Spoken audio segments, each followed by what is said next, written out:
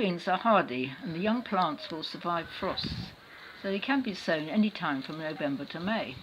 I plant them about 1 inch deep in a zigzag pattern to save space, as it creates a double row of alternating plants that have enough distance between them. Now, because it's very mild, hopefully they'll be coming through in a week or so.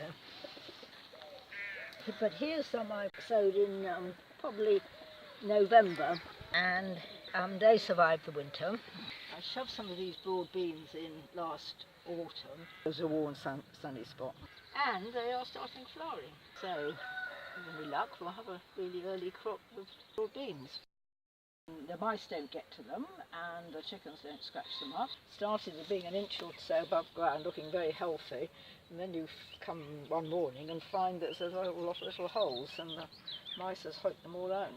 And eaten the whole plant? And, well, they've eaten the beans and wrecked the plant. If you sow them in these pots and keep them out of the way on the shelf, it's unlikely that a squirrel or a pigeon or mouse will find them. These broad beans have been soaking for a few days because they'll germinate more quickly once they've started to sprout. So I'm putting one in each pot, and I'll probably use these to fill in gaps that, in the rows which I've planted straight in the garden.